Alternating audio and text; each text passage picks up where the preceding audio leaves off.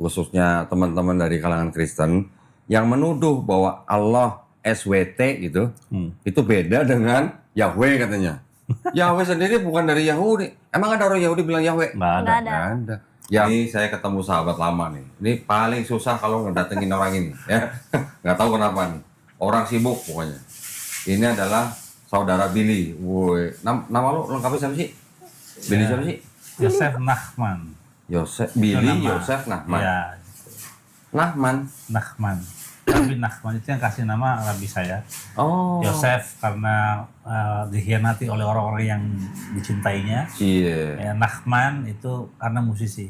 Widih. Rabbi Nachman itu seorang musisi. Oh gitu. Iya. Oh pantesan nih jadi musisi. Iya, musisi. Nah, ini adalah salah seorang anggota band ya. Band. Nah, nama bandnya apa Bil? Aku sekarang solo ya, solois. Oh, solo. Ya, jadi seorang gitar.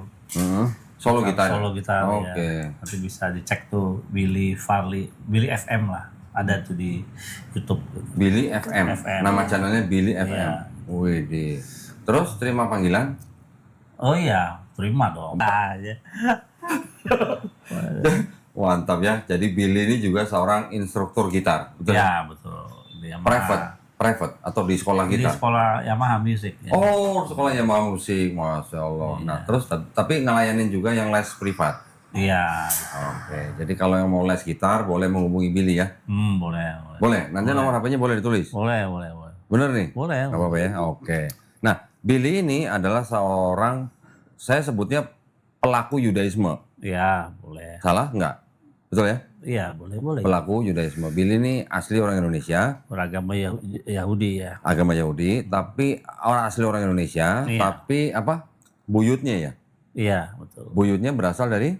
Yaman. Dari Yaman. Oke ya, ternyata kita juga tahu bahwa di Yaman itu juga banyak orang Yahudi yang tinggal di Yaman ya. Iya, betul. Mungkin sudah beratus-ratus tahun yang lalu ya. Nah, jadi akhirnya saya bisa narik Billy datang ke studionya Geram Malam Jakarta. Ini juga adalah seorang murid dari Rabbi Tovia Singer, betul? Iya, Ya. betul. Nah, ini waktu masih bayi siapa? Ini anaknya nih, lihat nih ya. Ini rambut sini kan panjang juga nih, cuman sayangnya belum kriwil-kriwil. Belum kriwil. Namanya Maher Syalal Hasbas. Widih. Lu sengaja kasih nama itu? Iya. Diambil dari Yesaya 8 ayat 3. Iya, yang bikin paling ngeselin. Tahu kan gua? Wah, ceritanya Billy ini sekarang kita mau ngobrol tentang ya tanah ya, tanah. Iya. Tanah, terus kemudian nanti kita akan bicara bahwa di antara agama Yahudi dan Kristen ini kan ya selalu terjadi kontroversi.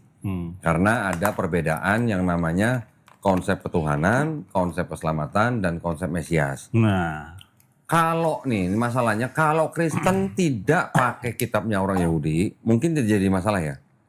iya nggak jadi masalah. Tapi karena Kristen menggunakan separohnya nih, bahkan lebih dari separohnya, mungkin 2/3 kitab Kristen yaitu Perjanjian Lama, itu kan diambil dari kitabnya orang Yahudi, Betul. yaitu Tanakh, melalui kitab Septuaginta. Betul, Nah, cuman sebelum kita ngobrol lebih jauh lagi ke situ, pengen ngobrol-ngobrol dulu nih. Ya, jadi Billy menjadi pelaku Yudaisme itu dari umur berapa? Dari kecil apa gimana? Oh, enggak lah. Jadi karena ibu seorang muslimah ya. Ibunya malah Muslim, Muslim. terus Ayah seorang pendeta Advent dulu. bapaknya malah Advent. Advent. Jadi Tapi Advent juga nggak makan babi sih ya? nggak makan. Jadi tapi papa tuh sebelum dia sakit ya, dia udah anti Paulus dia. Anti Paulus. Paulus dia bilang ini Paulus gak bertentangan dengan firman Tuhan ini dengan Oh gitu. Taurat itu ya. Papa udah nggak ada ya? Masih ada. Masih ada. Sampai sekarang dia terakhir waktu masih sehat kalau berdoa itu nggak kepada Yesus lagi. Oh, kepada? Dia ke Yahweh nyebutnya. Oh, gitu. Yahweh. Karena dia kan nggak tahu ya. Terus mamanya masih Muslim? Masih Muslim sampai sekarang, adik saya seorang Muslimah. Oh gitu. Nah terus Billy menjadi pelaku Yudaisme sejak umur berapa? Iya pas mulai SMA itu udah mulai goyang. SMA. Jadi Oh. kita lihat ini kan, kok kalau di dalam perjanjian baru kok Yesus mulu Tuhan. Kalau perjanjian lama, Tanakh itu Gak ada Yesus. Allah Israel. Ya. Siapa nih Allah Israel? Ya. Nah, nggak ada Yesus di situ. Kalau kita mau jujur, perjanjian lama, perjanjian baru itu nggak nggak nyambung sama sekali. Memang nggak nyambung. Nggak ada Yesus di dalam perjanjian. Iya. Cuman itu tidak terlihat sama orang Kristen ya. Ya itu karena doktrin. Doktrin. Oke. Nah, terus. Nah di situ kita pencarian gimana caranya. Kita belajar bahasa Ibrani dulu ada tuh. Belajar di mana? Dulu aku punya beli buku sendiri sampai gitu kan. Dulu ada tuh keluaran siapa ya? Gramedia keluarin buku belajar bahasa Ibrani itu. Aku belajar situ tuh. Oh itu kayak Iqra gitu. Iya belajarnya. Ada belajarannya. Iya. Nah terus ada juga kamusnya. Cuman masih nggak seperti sekarang yang sama siapa tuh? Yang orang Muslim yang ahli.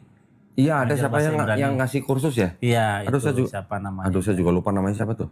Iya itu sekarang udah bagus. Dulu masih parah, masih sumbernya masih sedikit. Nah habis itu baru ketemu Rabbi Tovia. Nah di situ. Berarti ketemu Rabbi Tovianya ketika dia tinggal di Jakarta. Iya waktu Rabbi Tovia tinggal di Jakarta. Taunya Rabbi Tovia Singer itu dari mana?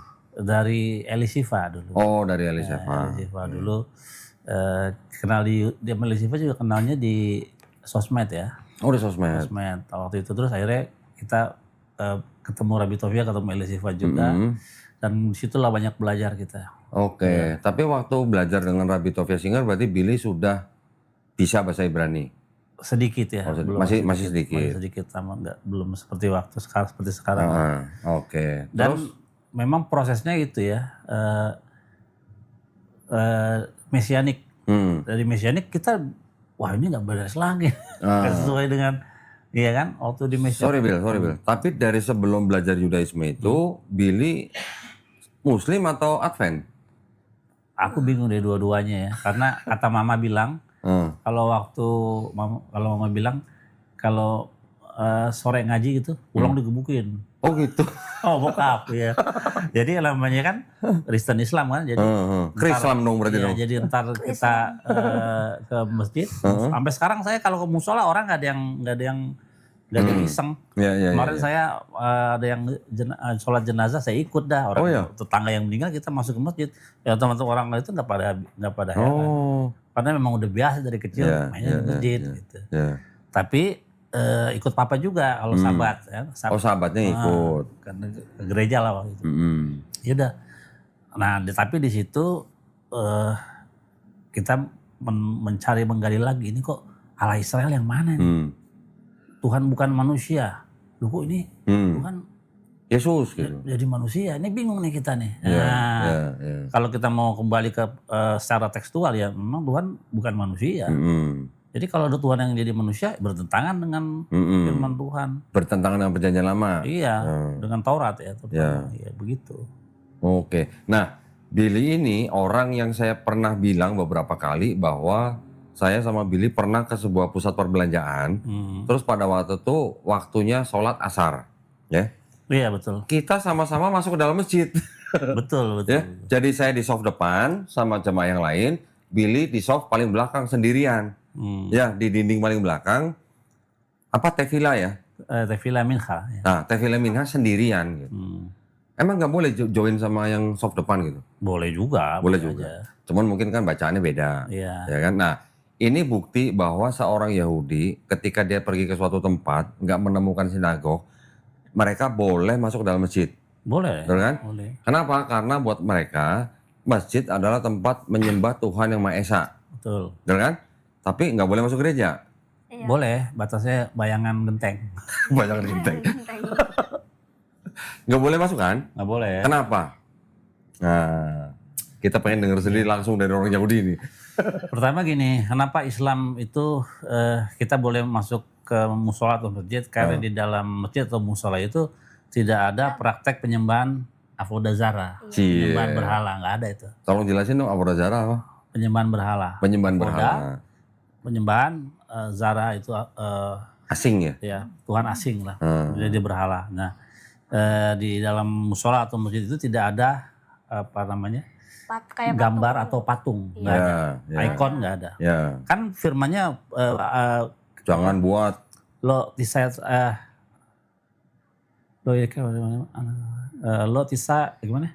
Lo ta'asya leka vesel fekotemuna. Jangan apa gimana? Pasir bahasa main, mumal, pasir baras, mitakat pasir bamai, mitakat baras. Nah, jadi Malah hafalan dia. Iya, jangan membuat bagimu vesel, patung.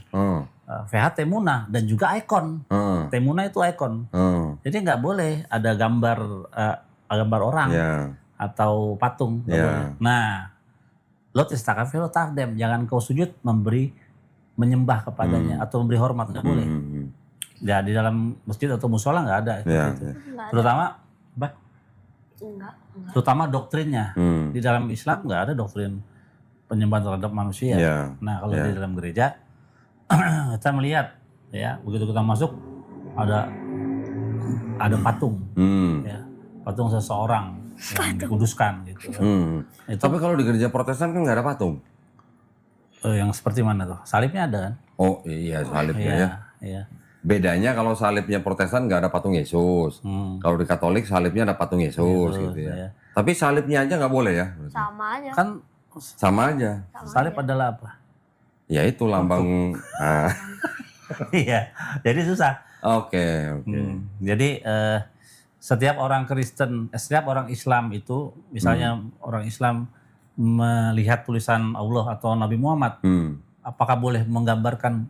Nggak boleh. Nggak boleh. Iya. Kita juga ketika melihat YHWH, nggak ada kita nggambarin kayak gimana gambarnya. Tapi kalau teman-teman Kristen melihat salib, apa yang digambarin mereka? Bayangannya Yesus. Seorang yang berlambut pirang, matanya biru. Mata biru, Jenggotan. hidung mancung, bengkok, gitu. terus nggak pakai baju.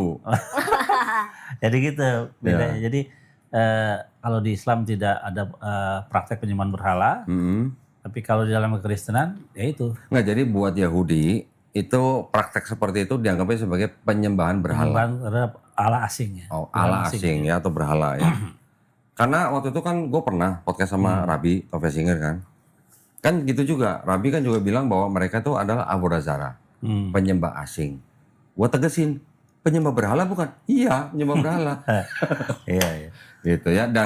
Dan ketika itu saya tanya ke Rabbi Tove Singer, apakah Tuhan yang disembah oleh Islam, Kristen, dan Yahudi ini sama? Saya tanya gitu. Rabbi bilang, yang disembah sama Islam dan disembah sama Yahudi sama. Tapi yang disembah sama Kristen itu beda gitu kan. Bisa tolong kasih tanggapan? Iya, betul sekali. Mungkin ada tanggapan Karena atau tambahan?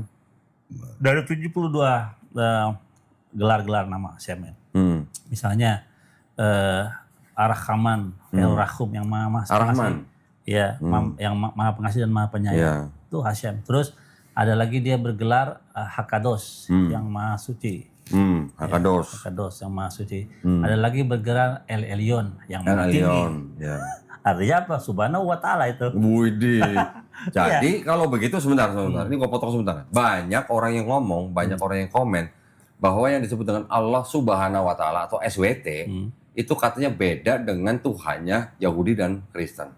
Nah itu dalam bahasa Ibrani Hakadosh. Lu kesini aja Ya. Yang dalam bahasa Ibrani Hakados itu yang maha suci. Dan yang maha tinggi itu El Elyon. El Elyon. El Elyon itu adalah gelar nama lain. Berarti kalau digabung Hakados sama El Elyon itu berarti kalau terjemahin ke bahasa Arab Subhanahu wa Ta'ala. Iya, betul. Benar kan? Betul. Itu pentingnya kita belajar bahasa rumpun semitik. Rumpun semitik penting. Dengar sendiri ya. Kita belajar bahasa. Jadi kalau mau belajar Torah, ya paling enggak punya basic bisa bahasa Ibrani, memahami lah. Ya. Jadi kita bisa paham. Terus Tuhan juga bergelar Hamakom ya, sang tempat. Terus dia juga bergelar banyak El Gibor ya. El Gibor, El Shaddai. Banyak gelarnya, ada 72. Nah, itu semua adalah sifat-sifat Tuhan yang kita bisa ketahui. Tapi membayangkan Tuhan atau menggambarkan Tuhan itu tidak ada di dalam kamus orang Yahudi, pemikiran orang Yahudi. Karena menggambarkan Tuhan itu suatu hal yang sangat melanggar. Karena Tuhan itu bukanlah manusia, nggak berbentuk apa-apa dia. Maher ngangguk-ngangguk ya, ngerti ya dia? Ngerti lah. Widih, ngerti ya, keren ya. Bentar. Ini gue punya kitab nih. Weh, jangan sedih, lu gue juga punya beginian nih. Wes. Komentari Rabi. Tipis bukunya. Mantep nih. Cuman harganya pedas juga, Bil. Waduh, bahasa Arab nih. Bisa dia gaun. Tapi Torah tuh. Torah. Originally Ini Torah dalam bahasa Arab. Ya bisa aja. Kawan. Nah, sekarang gue tunjukin nih. Ini yang urutannya ini, di sini ada kata Allah.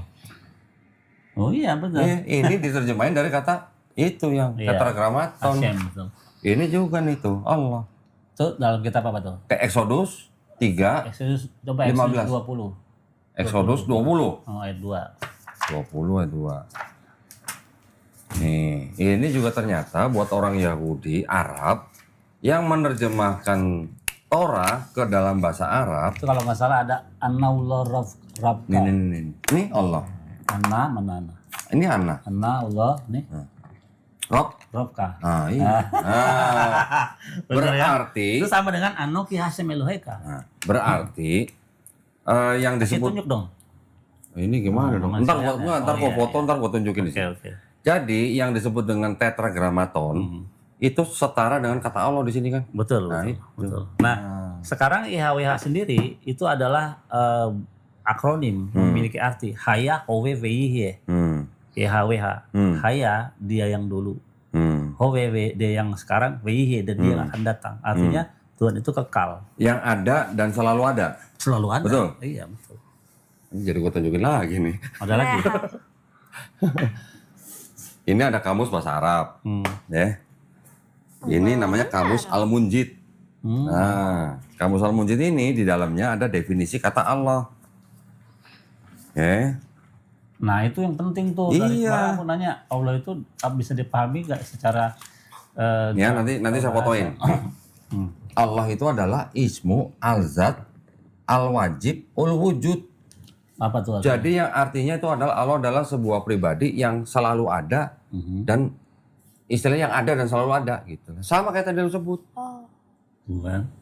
Sama. Nah, itu kata Allah berarti Allah di dalam Islam itu sama dengan Tuhan yang Maha Esa di dalam Yahudi. Iya memang begitu karena gini suka nggak suka mau nggak mau ya. Orang Islam juga menyembah Tuhannya Abraham, Ishak dan Yakub. Nah itu. Tuhannya Musa, Iya. Harun, Tuhannya David, Tuhannya Shlomo. Iya. Gitu. Betul. Nggak mau. Jadi jelas buat para pemirsa khususnya teman-teman dari kalangan Kristen yang menuduh bahwa Allah SWT gitu, itu beda dengan Yahweh katanya. Yahweh sendiri bukan dari Yahudi. Emang ada orang Yahudi bilang Yahweh? Nggak ada. Nggak ada.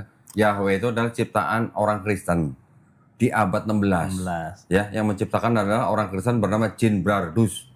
Siapa namanya? Siapa ya? Jean Bardus. Jean Bardus. Nah, tulisannya Gene Bardus gitu. Jean Bardus diterbitkan di Prancis di dalam bukunya De Chronographia tahun 1567. Itu cara mereka ingin menyebut nama itu kali ya. Betul. Jadi membuat formulasi sendiri. Betul. Dia mencoba memvokalkan gitu. Iya. Ya, jadi timbullah kata Yahweh, Yehova, Yehowa gitu. Buat orang Yahudi, mana boleh nyebut Yahweh, mana boleh nyebut Yehova. Yang mereka ucapkan apa? Kalau nggak Adonai, Hashem ya? Iya, sekarang kita lihat dari mana orang Yahudi bisa berani nyebut nama Yahweh sebagai Hashem. Musa pernah memanggil itu dengan sebutan Hashem. Gimana? Di dalam kitab Imamat dan kitab Ulangan. Nah, ini dia nih. Nah, ini ya, yang ngomong langsung orang Yahudi nih. Jadi, yang punya kitab nih. Dari mana orang Yahudi memanggil Hashem? Nah, ini dia nih. Ada ya? Hashem. Ini penting nih. Imamat berapa? Ini dulu deh. Ulangan 25 ayat 58. Ulangan 25 25 berapa? 28 58. Ulangan 2858. 2858. Ini nanti kita tampilin juga ya. Terjemahnya itu jika engkau tidak melakukan dengan setia segala perkataan hukum Taurat yang tertulis dalam kitab ini dan engkau tidak takut akan nama yang mulia dan dahsyat ini, yakni akan ini. Kalau Nah, LI kan oke. Laasot elko di frey hatora hazot haketufim basefer haze lir'ah et Hashem. Oh, ada tulisannya Hashem. Hashem, nama itu kan. Tapi di sini terjemahnya menjadi nama itu ya. Oke. Nama itu, nama siapa itu? Ya. Es Hashem, Hanikbat, VH Nora, HZ, baru IHWH. ya di sini Yod He Vav He di sini Betul. diterjemahkan di LAI menjadi Tuhan dengan huruf besar Huruf semua. Berarti Hashem sang nama ini ya namanya ini IHWH Ya. gitu. Jadi di mana orang Yahudi memanggil kata Hashem dalam kitab Ulangan. Ya, tolong di screenshot dong kirim gua. Oke. Dan ini satu lagi Yang Adonai. Imamat. Oh, Imamat berapa? Imamat 24:11. 24:11. Terjemahannya gini. Anak perempuan Israel itu menghujat nama Tuhan. Nah, Tuhannya lebih besar semua nih. Ini lebih keren. Faikra ben Haisha, Hai Israelit, at Hashem. Hashem. Tuhan huruf besar. Oke. Tuhan huruf besar. Di sini Hashem, di sini Tuhan huruf besar semua. Padahal Hashem itu artinya nama itu ya. Iya, gitu. Jadi kenapa orang Yahudi menyebutnya Hashem ada landasannya ini. Oke. Tolong ya di screenshot ya. Nanti kirim ya. Nah, jadi gitu ya. Dengan kedatangan Billy, kita nanti bisa banyak mendapatkan perspektif yang baru. Bener, ini penting ya soalnya ketika misalnya saya dan teman-teman Muslim yang berapologetika dengan kalangan Kristen, ya biar bagaimanapun tidak bisa tidak kita harus melibatkan Yahudi dalam hal ini. Karena 2/3 bahkan lebih kitabnya Kristen adalah kitabnya orang Yahudi. Saya sering ngomong bahwa kitab Yahudi itu menjadi perjanjian lamanya orang Kristen melalui sebuah kitab yang namanya kitab Septuaginta. Tapi di dalam Septuaginta itu sudah diresensi sama Bapak Gereja. Origen, Lucian, Hesisius. 3 ya. Itu yang menjadi cikal bakal perjanjian lamanya orang Kristen. Betul. Nah, ketika sudah diresensi oleh ketiga Bapak Gereja ini, kitab Septuaginta itu menjadi seolah-olah berbicara tentang kedatangan Yesus di perjanjian baru. Ya, padahal kalau tanah yang orisinil dari Yahudi ditanya, ada nggak sih bener ada nubuat buat Yesus? Nggak ada satupun. Nol kan? Nol nggak ada. Nihil berarti. Nah, itu ceritanya. Jadi itu yang terjadi ya. Nah, ini kebetulan ada pelakunya sendiri dan paham bahasa Ibrani dan memang menjadi pelaku yang istilahnya yang nyata gitu ya. Jadi ketika tadi saya juga bilang bahwa perbedaan antara Yahudi dan Kristen itu adalah konsep ketuhanannya. Tadi udah dibahas sedikit ya. Betul. Konsep keselamatannya. Nah, kalau di konsep keselamatan di Yahudi gimana? Keselamatan dalam Yahudi kan di dalam Torah dikatakan Re'eh natati lefaneka hayom. Ayo, terusin. Veta Chaim, Veta Tov, Veta Mafet, Veta Hara. Nah, jadi artinya pada hari ini kuperhadapkan kepadamu kebaikan dan kehidupan, kematian dan kejahatan. Pilih yang baik supaya engkau hidup. Jadi cuma suruh pilih kita. Ketika kita memilih yang baik, kita dapat pahala. Ketika kita memilih yang nggak baik, yang bertentangan dengan Taurat, kita akan mendapat hukuman. Nah, keselamatannya dengan apa? Melakukan Taurat. Baru kita dapat pahala yang akan menjadi modal kita nanti di olam haba. Gitu. Ini ngomong-ngomong, Maher belajar dari umur berapa? Dari kecil Belajarnya dari umur berapa? Kecil lah. Hah? Dari kecil. Udah hafal berapa ayat kira-kira? Maher. Coba itu 10 perintah Tuhan. Ya, kepanjangan. Gak apa-apa. Gak apa-apa. Kepanjangan lah. Gak apa-apa. Nego. Coba. Hafal nggak? Hafal sih. Nah, coba, ayo dong. Anokia sih mulika asyarat sitika meret misraim beta padim lo iya leka elu makirim alpanai. Lo tasya leka fisyal pekol temu na asyar bosyamai mengafasar bares. Mitakat wasir bamai mitakat lares. Lo tisa kafir lain lo tahdim ki anokia sih mulika elkana poketa panafot albarim fel silesim fel ribeim besunai. Lo feose keset lelafi mulika fel sunai spotai. Lo tisa ya masih mulai kalasyaf kilo enakia sih petasir isa esemu asyaf. Jakore cuma coba kasus setan tafut fasita kol maktika fe masih bisa berlasim mereka kalau tak kol maka atau vineka uviteka afrika famatika uviteka fikirka seni serika isi kami masalahnya itu sama petares yang petrol sih belum enak bae masih akan berakasih macam sebut fikir tuh kabet etafika feti maka lemah nyariku nyameka ala ada masyarakat mereka notenak lo tidak saklo tinaf lo tiknof lo tani firaka cikir lo tahmud b trika lo tahmud esetrika fi abdu fi amato fi rosyo fi kamiro fokol asyir periaka Kolah kapol. Keren. Anak lu semua hafal? 10 perintah Allah? Ya hafal. Gue suka naruh ilmu di anak-anak gitu. Semua? Jadi misalnya ada yang gue lupa, gue tanya sama mereka. Oh gitu? Iya. Oh lu ngajarin mereka supaya kalau lupa lu yang nanya mereka? Tanya mereka. Curang juga lu. Karena kan semakin tua kan ingatan kita semakin menurun nih. Ya. Iya, karena kurang tidur ya? Iya. Begadang mulu sih. Ada. Keren ya, Maher ya, ternyata hafal 10 perintah Allah dalam bahasa Ibrani. Waduh. Ini sih cuma pendapat saya pribadi ya. Bisa jadi anak-anak seperti Maher umur segini hafal dalam bahasa Ibrani-nya karena bisa jadi 10 perintah Allah yang di dalam kitab mereka itu memang murni berasal dari pencipta kita. Betul, amin. Ya, jadi kalau sesuatu yang berasal dari pencipta kita itu pasti mudah dihafal. Betul. Bahkan seperti anak-anak seperti Maher. Betul. Di Islam juga begitu kan. Bahkan anak-anak usia Maher tuh sudah hafal seluruh Quran gitu. Yang lucu, orang Kristen nggak hafal 10 perintah Tuhan. Coba. Terjemahannya lagi ya? Terjemahan nggak hafal. Udah pernah terbukti waktu itu. Benar. Komal gua kan. Benar. Coba naik passwordnya 10 perintah Tuhan. Nggak ada yang hafal. Gitu ya? Itu. Padahal itu dasar loh. Dasar. Ya. Tapi ngomong-ngomong Maher tuh pecinya bagus juga tuh. Peci apa tuh? Peci orang Islam. Oh, peci orang Islam katanya. Boleh ya? Pakai peci orang Islam boleh ya? Boleh ya, yang penting boleh. ada ini. Ada apanya? Ya, Nutup kepala, kepalanya iya. gitu. Nutup kepala. Oke. Nah kalau bapaknya pakai peci yang ada menorahnya ya? Oke. Lu nggak punya kecil di belakang gitu? Ada. Namanya apa itu? Kipa. Kipa. Apa? Maher nggak mau pakai kipa? Mau aja mau pakai apa ya? Kalau sekolah pakai peci gitu? Iya. Ah, di dalam kelas boleh pakai peci gitu? Boleh. Sekolahnya sekolah apa deh? Sekolah Islam. Oh, sekolah Islam. Iya. Oh, terus nggak ditanyain sama gurunya kenapa gondrong gitu? Enggak. Nah itu boleh. Jadi kan waktu itu, Waktu daftar. waktu anak-anak dulu sempat nggak bisa sekolah di sekolah umum, sekolah negeri ya. Sekolah Udah biasa. masuk nih, tapi rambutnya panjang gua kata guru gua. Harus potong. Harus dipotong. Waduh, kita agama ini, wah nggak bisa kalau ya udah kita keluar. Jadi kita keluar, cari sekolahan kemana-mana. Nah itulah karena kita beriman ya. Terus kita yakin bahwa ada jalan, Tuhan akan kasih jalan. Bener. Kita ke sekolah Muslim, sekolah Master Indonesia. Terus kita bilang kami orang Yahudi, beragama Yahudi dan ini ketetapan-ketetapan hukum Yahudi soal rambut, hari Sabat kita nggak bisa masuk.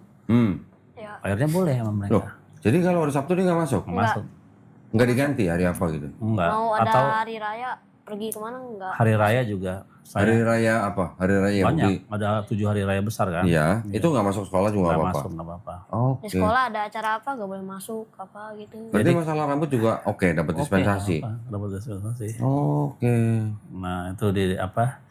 Di Depok ya, walaupun Iya, PKS ya, tapi Iya. mereka ini loh apa namanya? Sekolah Islam malah tuh ya? Sekolah Islam. Jadi kalau pagi apa duha ya? Duha, ya. Duha, dia nggak ikut.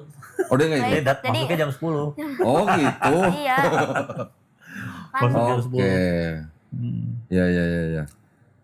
Ya ini. kan pagi-pagi ngaji dulu terus istirahat makanya masuknya jam 10. Oh teman-teman yang Muslim ngaji. Iya ngaji. Kamu belum datang. Belum datang. Terus nanti setelah mereka sholat duha, Iya. baru kamu datang. Iya. Jam 10. Oh curang kamu ya. Berarti kamu di depan sekolah makan bakso dulu gitu ya? Kagak lah. Oh enggak katanya. Kirain ya. Teman-teman gimana sama Maher di sekolah? Biasa aja. Biasa aja, nggak ada yang godain ya? Nggak ada. Oke. Baik-baik. Nah, Bill, tolong kasih tahu sedikit, Bill. Kenapa orang Yahudi ini rambut samping yang kuping ini kok sampai panjang-panjang tuh maksudnya apa? Oke, jadi dalam Torah itu ada 2 unsur hukum, hukim dan mispatim. Ya. Mispatim itu adalah hukum keadilan Yang bisa dijelaskan. yang bisa dijelaskan. Widih. Yaudah dia aja yang jelasin deh. Kamu aja yang jelasin deh. Ya. Tapi kalau hukim itu adalah aspek hukum dari Tuhan yang tidak bisa dijelaskan. Hanya ikuti saja sebagai Oke. tanda kepatuhan kita. Misalnya seperti sapi lembu merah, kenapa enggak sapi yang abu-abu apa Oke. gimana ya? Kenapa nggak pink gitu? Ya kan? Kenapa? Nah, termasuk juga payot ini. Payot ini, Oh ini disebutnya payot. payot Oke. di dalam Torah kalau kita baca Ada? payot namanya. Oh. Cuman kan kalau di dalam ini tepi rambut, Oh tepi rambut. tepi rambut. Terjemahannya. Janganlah orang Yahudi memotong tepi rambut mereka Di ayat berkeliling. berapa? Di ayat berapa tuh? Bill? Coba lihat Ayat berapa, Bill? tepi rambut. Ini mumpung ya, mumpung nih. Mumpung ada yang ngasih tahu ayatnya nih. Ini saya juga belajar nih dari Bill ini. Tepi rambut. Ternyata ada perintahnya ya. Nah, imamat sama janggut nggak boleh dicukur. Sama janggut. Janggut, Nah, nggak terus kamu janggutnya nggak cukur? Belum. Imamat 19 ayat 27. Imamat 19:27, tepi rambut kepalamu. Janganlah kamu mencukur tepi rambut kepalamu berkeliling dan janganlah engkau merusakkan tepi janggutmu. Nah, Oke. Berarti nanti kalau keluar janggut, Maher nggak boleh cukur ya? lo takifu peat tuh. Oh, namanya apa? Piot. Peat. Peat. Ya, Oke. nggak boleh Sip. cukur. Nah, Kalau jadi- dalam pandangan kabalis, ya, kalau dari sinilah rezeki itu mengalir. Oh, Itu dari melakukan perintah ini. Jadi kalau ada orang Yahudi mencukur tepi rambutnya, ada hukuman nggak? Ya pasti pelanggar Torah itu. Iya, diapain? Ya diapain ya dalam bentuk. Karena kalau Sosial aja atau ada hukuman fisik? enggak, kalau di sini nggak ada. Jadi itu yang pasti melanggar Torah ya pasti ada konsekuensinya dari Tuhan. Gitu Nah, ya. jadi kenapa janggut juga kan di dalam Islam juga gitu ya janggut ya. Aku nggak tahu juga kenapa. Cuman kalau di Islam, kan kalau Yahudi kan janggut dan kumis. Kalau Islam kita janggut aja, kumis kita suruh potong. Ya untuk membedakan dengan kaum Iya, Yahudi. gitu. Biar bedain yang Yahudi mana, yang Islam mana gitu. Benar. Terus? Benar. Ya, jadi kalau dalam pandangan kabalis, kabalah begitu. Jadi dalam melakukan Rezeki turun dari situ ya. situ, Oke. gitu. Nah, sekarang kita mumpung ada Billy nih. Sebelum kita bahas konsep petuhanan, sebelum kita bahas konsep keselamatan, konsep Mesias, kita kulik-kulik dikit lah ya tradisi Yahudi supaya teman-teman yang nonton juga istilahnya dapat info lah, dapat pengetahuan juga. Sekarang selanjutnya ini yang diikat di tangan tuh, apa namanya? Tefilin. Tefilin. Itu apa hikmahnya?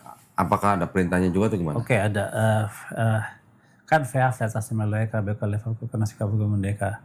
Jadi Ngomong apa sih? hendaklah engkau mengasihi Hashem Elohimmu dan senang hatimu dan senang jiwamu dan senang kekuatan. Oh, ulangan 6. Ya. Ayat 5. Ya, dan apa yang aku katakan kepada dia, hendaklah engkau mengajarkan berulang-ulang kepada anak-anakmu dan hendaklah engkau meningkatkan kepada lenganmu dan pada dahimu. Yang kotak. Iya, Oke. dan pada tiang pintu rumahmu. Apa di dalam itu? Yang kotak itu apa namanya? Totafot. Totafot. Isinya Isinya Taurat. Ya. Taurat. Apa? Shema, Shema Israel. Hafta, Ve'afta. Shamoa, sama berikat sit-sit. 4 ayat berarti. 4 ayat itu. Itu sejajar tuh. Shema Israel, baru Ve'afta Eloheka, baru Imshamo itu di dalam satu ayat, dalam satu Itu maksudnya ditulis di kertas. Iya. Terus digulung. Perkamen, Digulung. perkamen baru dimasukin ada di dalam situ. Karena ada 4 kalau kita lihat itu ada 4 sisi. 4 apa namanya ruang kayak garis. Nah itu di garis-garis itu adalah Jadi di dalam kotak itu ada semacam kayak 4 baris. ya, 4 Setiap bisa, baris satu ayat. satu ayat gitu. Oh, Berarti gitu. kertasnya kecil banget. Iya. Yang nulis tulisannya juga kecil berarti. Oh iya. Bacanya pakai kaca pembesar nggak? Itu udah nggak bisa dibuka, nggak boleh dibuka itu. Loh, gitu. Itu nggak boleh dibuka. Jadi dilipet, dimasukin, nggak boleh dibuka. Iya. Sama kayak yang mezuzot yang di tiang pintu rumah. Itu juga isinya Taurat juga. Oh, setelah ditaruh udah nggak boleh dibuka. Ya, jadi kalau kita orang Yahudi mau masuk keluar, dia harus mencium itu. Oke. Gitu. Nah, itu nggak ada orang Kristen yang bilang orang Yahudi menyembah itu ya gara-gara mencium. Nggak ada. Tapi giliran mencium batu Hajar Aswad dikata menyembah batu hitam katanya. Nggak ada. Termasuk juga kita mencium tembok ratapan, itu bukan karena kita menyembah dia, tapi itu bentuk cinta kita. Iya, maksudnya nggak ada orang Kristen yang menuduh orang Yahudi menyembah tembok ratapan gitu karena mencium gitu. Tapi giliran batu Hajar Aswad dicium sama orang Islam dikata kita menyembah batu hitam katanya gitu. Iya itu sih kalau menurut Rabbi Tovia dalam lecture-nya itu pendapat hal itu pendapat yang bodoh sebenarnya. Iya, orang gua denger gini, Christians who say that Muslim worship Blackstone are completely idiot. Sebenarnya orang Kristen tanya aja ke Islamnya yang ngerti kan. Iya. Orang Kristen kan nggak ngerti Islam. Tanya gimana apa sih maksud mencium Hajar Aswad itu Iya. apa? Nah ternyata itu bukan suatu kewajiban ya. Bukan. Bukan ya. Itu bukan rukun haji. Oh. Bukan. Gitu. Kan itu kan orang kebanyakan melakukan itu ketika mereka tawaf. Ya kan? Tawaf itu kebanyakan kita taunya kan ketika orang naik haji, ya kan? Mencium batu Hajar Aswad itu bukan salah satu rukun haji. Oh. Bukan, itu hanya sunnah. Kan kita juga pernah membaca, mungkin ya, ada hadis. Sahabat Umar bin Khattab pernah berbicara kepada batu itu. Ngomong sendiri gitu sama batu. Ini kalau Nabi nggak pernah cium elu, gue nggak bakal cium elu gitu. Begitu sahabat ngomongnya. Jadi itu yang umat Islam melakukan itu hanya ingin mengikuti sunnah Rasul gitu aja. Oh, berarti nggak wajib ya? Enggak ada kewajiban. Apakah sekarang kalau orang naik haji lagi tawaf, dia nggak cium batu itu hajinya nggak sah? Enggak, tetap sah. Oh gitu. Tuh. Nah, seperti itu sama orang-orang apologet Kristen dituduh bahwa kita menyembah batu hitam gitu. Ya, Karena memang ada hadis juga bahwa orang yang mencium batu Hajar Aswad itu dapat menghapus dosa. Tapi orang yang menuduh menganggapnya bahwa yang menghapus dosa itu batunya. Padahal orang Islam yang mencium batu tahu, insya Allah dosa kita diampuni oleh siapa? Oleh Allah Subhanahu Wa Taala. Karena apa? Karena kita sudah jauh-jauh susah-susah ke tempat Ka'bah di Mekah untuk beribadah. Nah, sekarang giliran gue balikin. Yesaya 6 ayat 6 sampai 7. Iya. Ketika Serapim menyentuhkan batu bara ke mulutnya Nabi Yesaya, dosanya Nabi Yesaya dihapus. Apakah yang menghapus dosa itu batu baranya? Nah, bukan. Yang menghapus dosa siapa? Hasyam. Nah, gitu kan sama sebenarnya kan? Betul. Tapi pandangan atau tuduhan itu adalah tuduhan orang-orang yang ya kurang literasi berarti. Iya, gitu. makanya harus diletakkan kepada porsinya. Kalau ingin belajar Islam, ya tanya sama orang-orang Islam yang mengerti. Nah itu, betul. Rabbi Taufik Singer kan juga banyak teman muslim. Oh iya. Dan dia juga banyak bertanya. Ketika dijelaskan, dia bisa mengetahui. Jadi ketika ada orang Kristen yang menuduh yang seperti itu, dia bisa bilang orang Kristen yang nanya begitu idiot gitu katanya. Iya benar. Ya. Nah, terus tadi ada apa? Tefilin. Yang di Jeddah tadi apa? Totafot. Jadi itu satu paket. Satu paket. Tefilin itu ada 2 boxnya sama ikatannya. Yang di tangan itu perintah. Kan maksudnya apa dengan memakai itu? Melakukan perintah Tuhan. Ada perintahnya. Hendaklah mengikat itu pada lenganmu dan pada dahimu dan pada tiang pintu rumahmu. Satu paket itu berarti sama yang di pintu rumah. Iya. Oke. Nah, itu orang Yahudi menggunakan itu saat apa? Sakharit pagi. Setiap pagi. Pagi ya? Ya. Kecuali Sabat. Oh iya. Oh, Sabat nggak pakai. Wih, keren. Tahu ya. Asik. Setiap pagi pakai itu, Bil. Iya. Berdoa, pas berdoa. Berdoa. Jadi pagi itu pakai sit dulu, pakai talit, baru yang talit itu yang kain itu. Iya, yang seragam pagi itu, baru pakai tefilin, baru kita lanjut terus. Kalau ngikutin semuanya bacaannya itu bisa 2 jam semuanya. Buset lah, kalau 2 jam telat berangkat kerja dong. Iya, makanya mesti pagi banget kalau mau ikut. Tapi bisa Perpendek. Dikecil-kecil gitu, dipendek bisa. Nah, orang Yahudi itu sholatnya berapa kali sehari? 3 kali. Jam berapa? Apa aja namanya? Ayo coba.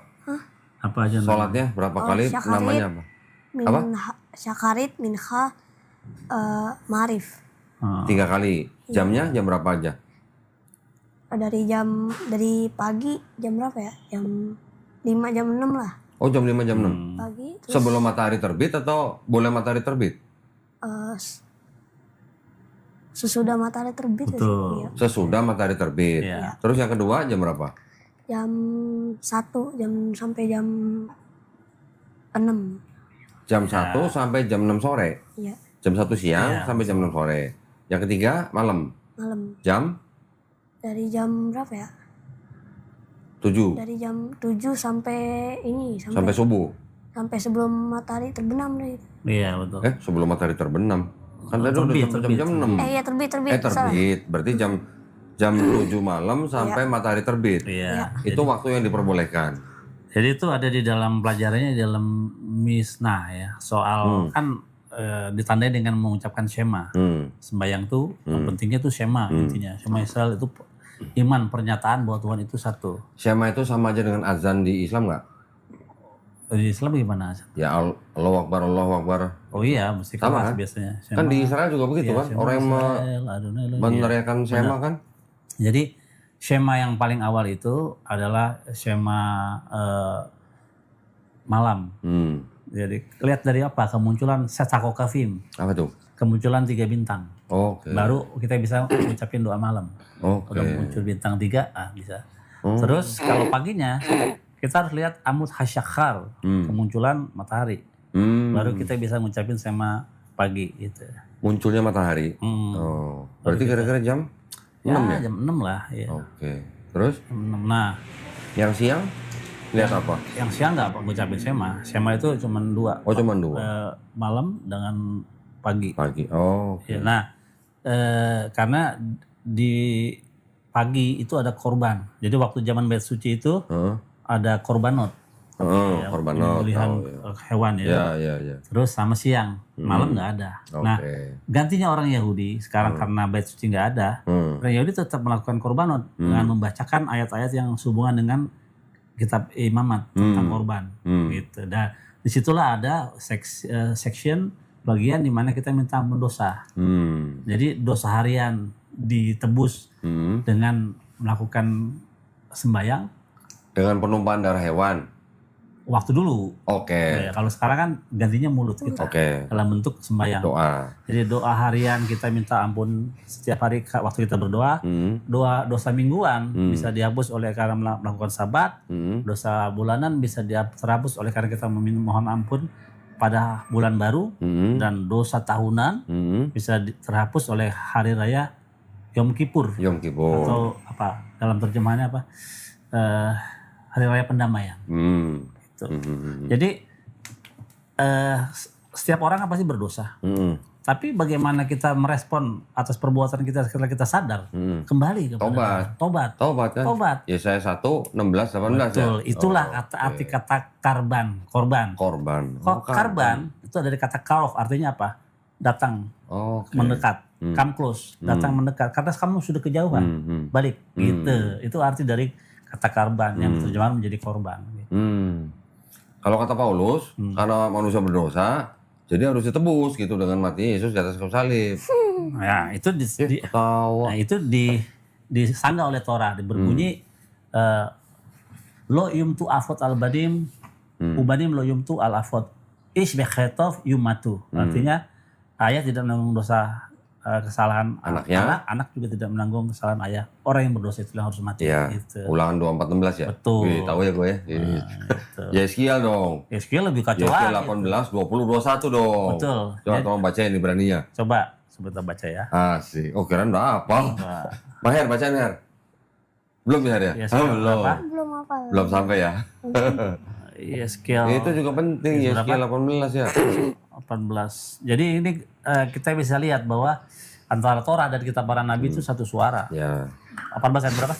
20 sama 21. 20 21 ya. Ya. Oh ayat 21 ayat 19 ya. Hidup orang yang berdosa yang harus mati. Oke. Iya kan?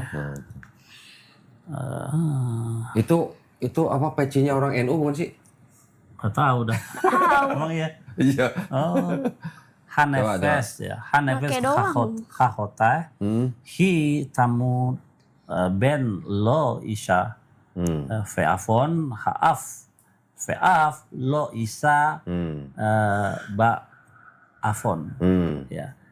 Terus Habel iskat hasadik. Elaf tihye. Yirsat rasha. Alaf tihye. Jadi artinya gitu ya. Ini gue terjemahin ya. Oh ya. Gue terjemahin ya. Gue ngerti, gue bisa terjemahin. Hanefes hatotat. Ya. Coba. Ini gue bisa terjemahin nih, tenang aja. Tinggal baca aja terjemahannya. Hakotet. Hitamut bo. Ya, artinya orang yang berdosa itu yang mati kan? Mati. Ya. Anak tidak menanggung kesalahan ayahnya. Ya. Ayah tidak menanggung kesalahan anaknya. Orang benar akan menerima berkat kebenarannya dan kefasikan orang fasik akan apa? Tertanggung atasnya. Nah, yang 21 ini yang penting nih. Tetapi jikalau orang fasik bertobat dari segala dosa yang dilakukannya dan berpegang pada segala ketetapanku, berarti ketetapan Hasyam nih ya, serta melakukan keadilan dan kebenaran, iya pasti hidup. Ini maksudnya iya pasti hidup kan berarti masuk surga kan? Kukotaf nih, yang penting ini kata kukotaf. Tadi yang Apa kita tuh? bilang hukum yang tidak bisa dijelaskan itu. Oh, oke. Nah, kukim ya. Jadi, Ya. Enggak, ini maksudnya iya pasti hidup. Berarti kan istilahnya dalam kehidupan akhirat dia hidup gitu kan? iya, dalam alam abaya. Betul. Iya tidak akan mati gitu. Betul. Nah, ini kan yang penting. Orang fasik itu kan berarti artinya orang yang berbuat dosa terus menerus. Betul. Orang berbuat dosa yang terus menerus saja kalau bertobat aja diampunin. Betul. Ya, nggak perlu ada orang yang harus mati di atas Enggak. kayu salib. Kamu kenapa kalau dengar ngomong salib kamu ketawa? Enggak perlu. Jadi Ya. itu antara kita para Torah kan sumber dari para nabi yaitu Taurat. Ya, kayak Yeskiel Daud Mazmur ya. Karena waktu zamannya Daud hidup belum ada Mazmur tuh. Ah. Jadi makanya Daud berkata Taurat Hasem Temim sifatnya Taurat itu sempurna bagi dia karena dia melakukan Taurat itu. Nah, gini. Bil, gue baru inget nih. Ketika kita buka Yeskiel, kan di Yeskiel 23 ayat 1 sampai 20 itu kan memang bahasanya vulgar ya. Bahasanya vulgar. Saya sering ngomong sama teman-teman yang bawa-bawa Yeskiel 23 yang dianggap disebut itu adalah ayat-ayat porno. Oh, Ya. Saya sering bilang sama mereka, tolong dipelajarin. Bukan berarti kalau kata-katanya vulgar itu atau ayat-ayatnya terdengarnya seperti pornografi itu bukan berarti itu adalah cerita sesungguhnya, bukan. Betul. Ya, tapi itu adalah sebenarnya bahasa kiasan yang sedang menggambarkan bangsa Israel, Betul. Yudea dan Samaria digambarkan dengan dua kakak beradik wanita yang sedang bersundal, itu artinya sedang musyrik gitu artinya. musyrik berkhianat kepada Sedang menyembah Tuhan yang lain, gitu ya. betul. Ini jangan sampai kita sedikit-sedikit, oh cerita porno. Bukan begitu. Betul. Cerita pornonya ya bisa dikatakan memang bahasanya vulgar gitu bahasanya. Mungkin Maher juga nggak cocok dengarnya, nggak boleh dengar gitu ya. Tapi memang itulah bahasa zaman dulu, bahasanya orang dewasa gitu, ya kan? Nah, yang kita omongin tadi nih, Bil, masalah Shema Israel, masalah tobat, ini berarti kan kita sudah mencakup konsep ketuhanan dan konsep keselamatan, yang sama sekali berbeda dengan konsep Kristen gitu, ya. Kristen dengan ada yang Trinitas, ada yang Oneness, terus konsep keselamatannya juga tetap harus mengaku Yesus sebagai Tuhan karena sudah mati di atas kayu salib untuk menebus dosa manusia. Ini kan totally different. Nah, sekarang kita tiba ke konsep Mesias nih. Nah, Kristen klaim bahwa Yesus itulah Mesias yang dijanjikan oleh Perjanjian Lama. Sedangkan Yahudi klaim bahwa Mesias itu yang dijanjikan itu belum datang. Belum datang ya. Boleh cerita dikit nggak, Bil? Gimana? Ya, Mosiah artinya yang diurapi. Jadi semua raja-raja para imam yang diurapi itu Mesias. Mesias, tapi yang kita nanti adalah Mesias akhir nih. Oke. Terus, tapi kan gak cuma raja yang disebut dengan Mesias itu. Wah, justru saya tantang nih teman-teman Kristen. Di mana ada kata Mesias tertulis di dalam perjanjian Baru dan perjanjian lama? Nggak ada. Kata Mesias sendiri nggak tertulis? Nggak ada. Kalau baca terjemahan. Oh, terjemahan.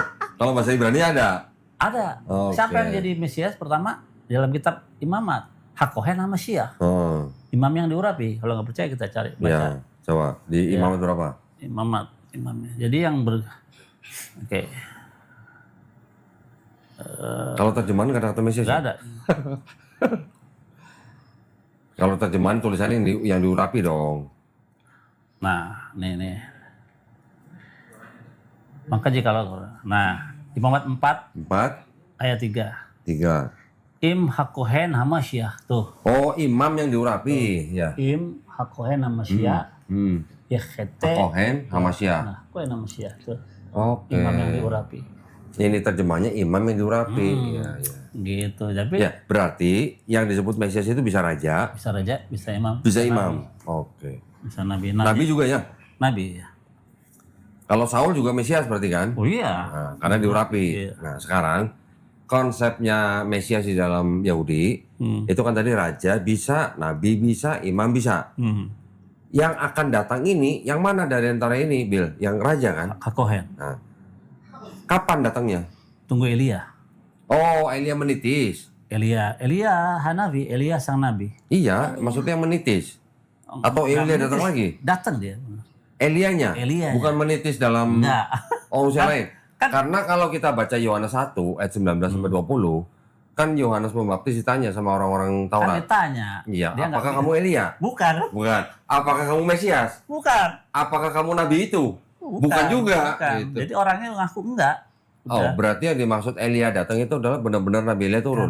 Karena Elia itu dua ya. Dia Dua adalah yang diangkat. orang yang nggak pernah tersentuh oleh maut. Ya, Tapi ada. diangkat gitu kan. Iya, tapi ada Tuhan yang disentuh oleh maut. Oh, Disentuh oleh maut dia. Pernah kalah oleh maut.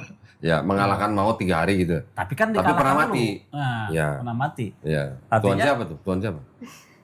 Tuhannya orang Kristen maksudnya. Iya, gitu. Jadi apakah Kamu jangan ketawa-ketawa mulu dong, Her. jadi ada yang lebih hebat dari Tuhannya orang Kristen? Ya, Nggak mati, nggak pernah sentuh matian siapa? Iya. Elia dan Henok. Gitu. ya. Jadi sequences-nya akan begini tahapannya.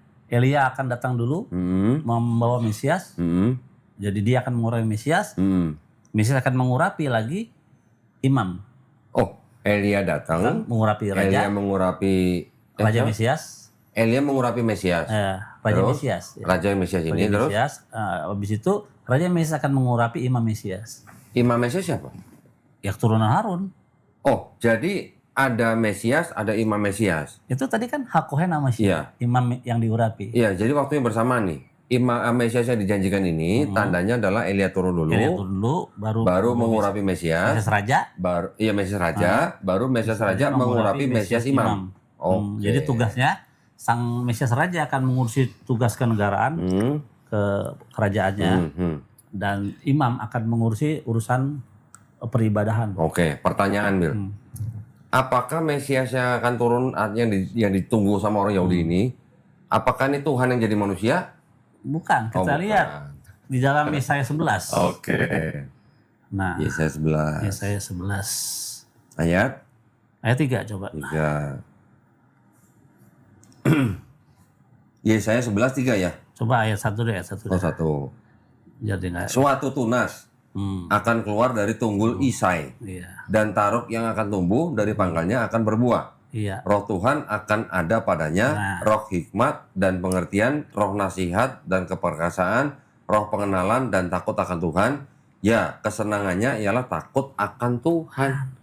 Berarti kalau dibilang Mesias itu adalah Tuhan yang jadi manusia, Iya. di sini nggak cocok dong. Masa Nggak Tuhan cocok. takut sama Tuhan Betul, gitu ya. betul. Oke. Nah, di sini lagi Berarti judulnya Mesias yang itu, yang dijanjikan itu, yang akan turun itu harus benar-benar murni manusia. manusia, Dan berarti keturunan Isai, keturunan Esau, keturunan Daud. Daud. Melalui siapa? Salomo atau Nathan? Salomo dong. Salomo. Salomo. Oke, Nah, nanti Salomo. itu kita akan menemukan kayak gini-gini. Dari semua Mesias, raja-raja Yahudi, itu tidak ada yang diadopsi. Nah itu, baru gua mau ngomong. Ya. Lu udah Semuanya duluan. itu mempunyai garis keturunan darah Nah, dan daging. nah sekarang Bil, kalau untuk menentukan orang ini adalah orang Yahudi, kan dilihat dari darah ibunya. Kalau untuk nationality, Cuman untuk menentukan ini orang Yahudi gitu. iya betul. Dari darah ibunya. Ibunya. Tapi kalau untuk menentukan dia suku apa, darah ayahnya kan. Dari keturunan ayahnya. Ya. Nah, bilangan 1:18 kan. Betul, betul. Nah, kalau di Kristen, Yesus diklaim sebagai Mesias yang dijanjikan dan diklaim sebagai keturunan Daud melalui Salomo. Iya kan, Iya. Matius 1 sampai 17 kan begitu kan. Iya. Ada dari mulai siapa? Abraham, 10 keturunan. Sampai Daud 14 14. Daud sampai pembuangan Babel 14. Pembuangan Babel sampai Yesus katanya 14. 42 harusnya. Harus. Tapi itu cuma 13 kalau dari Babel sampai Jadi Yesus. 41 jadi. Satu. Cuman yang jadi kritik adalah begini. Di dalam Matius 1 sampai ayat 1 sampai 17 itu kan ada Daud, ada Salomo, ada Yusuf, ada Yesus. Betul. Tapi Yesus ini kan bukan anak kandung Yusuf. Bukan. Nah, berarti kalau anak adopsi nggak boleh, nggak diterima. Nggak bisa dong. Oke. Bagaimana dia mau jadi? Lagi susah. Kalau dia mau ngambil kan kalau dari garis keturunan silsilah Lukas kan Oh, itu kalau Lukas kan dari ibu. dari ibu. Nah, Tapi kan lewat Daudnya kan bukan Salomo. Itu dia dari Nathan ya. Nah, Memang ada anaknya Daud yang namanya Nathan. ya. Iya, memang ada. Tapi yang jadi raja penerusnya kan Salomo lewat Salomo kan. Dari dua kitab perbandingan, itu kitab Tawarik dengan kitab Matius tuh masih sama tuh. Oke. Yang Ya memang Salomo. penulis Matius kebanyakan ngutip dari Tawarik untuk yang silsilah itu. Nah, yang paling mengerikan ketika silsilah Yesus diambil dari Jekonia. Nah, itu yang dikutuk ya. Aduh, itu kacau itu. Nah, itu. Jadi Matius menghilangkan 4 nama. 4 nama raja besar. Ya. Nah, yang dikutuk salah satunya. Iya. Yoyakim pakai M juga dikutuk. Yoyakin pakai N ya. juga dikutuk. Iya. Dari kitab Yeremia, darinya tidak akan ada yang bertahta sebagai menjadi raja. Gitu. Nah, jelas ya berarti ya tadi ya. Bahwa menurut orang Yahudi, Mesias yang dijanjikan itu adalah benar-benar murni manusia hasil persetubuhan suami istri. Gitu. Betul. Ya kan? Betul. Bukan Tuhan yang jadi manusia. Gitu. Ya, itu yang pertama. Yang kedua, Mesias yang dijanjikan itu harus keturunan Daud melalui Salomo. Betul kan? Yang ketiga, Mesias yang dijanjikan itu nanti dia datang setelah di seluruh bumi tidak ada orang mengangkat senjata. Betul. Betul kan? Yang keempat, Mesias yang dijanjikan itu nanti ketika dia datang, seluruh manusia sudah mengenal Hasem. Betul. Yang kelima, tidak ada konsep di dalam tanah. Mesias yang datang itu, dia datang menyelesaikan misi, pergi, terus datang lagi, PP gitu. Betul. Kayak bisa kap gitu, enggak gitu kan? Enggak gitu. Datang cuma sekali kan? Betul. Ada tambahan nggak, Bil? Oke. Dari 5 syarat ini gitu, Bil? Keperasaan ada beberapa yang dibawa oleh kedatangan Mesias ya. Pertama kan tadi ada the world peace ya, kedamaian dunia secara keseluruhan. Ya. Terus apa tuh kebangkitan orang mati. Ya, itu yang disebut dengan masa utopia ya. Ya, Kiryat Hametim, kebangkitan orang mati. Bukan satu daerah aja ya, tapi seluruh. Mulai dari Adam. Terus dikumpulkannya orang Yahudi dari pembuangan. Dibangun bait suci. Terus Elia, Hanawi akan datang. Ada enam hal itu yang dibawa oleh peristiwa kedatangan Mesias. Gitu. Dan itu satu pun tidak ada yang dikenapi. Waktu Yesus itu datang, nggak ada damai. Ya, sampai sekarang masih ada perang kan? Makanya, gimana? Nah, Yesaya 11 ini menarik. Yesaya 11, yang ini tadi ya. Ini jelas bahwa ini adalah harus keluar dari tunggul Isai. Isai ini kan ayahnya Daud. Ya, ini yang menarik ini ya. Bahwa kekuatan Sang Mesias itu bukan kepada kekuatan armada bersenjata. Nah, terus? Tapi kekuatannya di mulut. Di mulut. Di mulutnya, seperti ini ya. Ia akan menghajar bumi dengan perkataannya. Di ayat berapa itu? Ayat 4. Ia akan menghajar bumi dengan perkataannya seperti dengan tongkat. Dan dengan nafas mulutnya ia akan membunuh orang fasik. Di dalam sini, ini seru. Nah ini nih. Kita buka ya, Yesaya 11. Jadi kekuatannya Sang Mesias itu ada di mulutnya. Jadi kalau dia bilang jadi kodok loh, jadi kodok gitu ya. Hampir sama begitu. Kira-kira gitu kan? Bisa mengutuk. Iya. Itu udah masuk. Hati-hati loh, Waher loh. Jangan sampai dikutuk Mesias loh. Dan nanti memang benar serigala akan makan rumput. Oh, akan singa. Singa ya. Singa makan rumput. Serigala akan main bersama apa tuh? Lupa lah, gua tayang gue ingat singa makan rumput. Macan tutul bersama domba. Serigala bersama domba, macan tutul bersama kambing. Anak lembu dan anak singa makan rumput bersama-sama gitu. Kita lihat waktu penciptaan, semua itu makan tumbuh-tumbuhan. Termasuk hewan. Terus nanti balik lagi ke situ. Di sini jelasin. Nih. Ayat 11 tadi ayat berapa tuh? 4 ya. Jadi singa dulu awalnya tuh makannya tumbuh-tumbuhan. Iya, kita lihat di kitab Kejadian ntar di sini. Iya. Nih. Saya berapa? Yang saya sudah keterangannya. Nah, coba baca nih. Ayat berapa?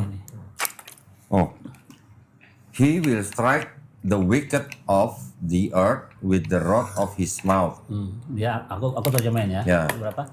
Ia akan menghajar dengan perkataannya seperti dengan tongkat. Ya, the Messiah will have no need for great physical powers. For he will strike down the wicked with words. Ya, his mouth will thereby act as a rod to punish the wicked. Ini berasal dari Ibn Ezra. In such awe will he be held that his word will have greater power than an armed force. Oke, jadi mulutnya lebih berkuasa daripada kekuatan senjata. Senjata, Oke. ya. Nah, Ini kalau yang Radak bilang begini nih. And with the breath of his lips, he will slay the wicked. He will cause the death of the wicked either by uttering a curse, as did the prophet Elisa. seperti Elisa. Ya, see 2 Kings chapter 2 verse 23 by Radak. Ya, betul.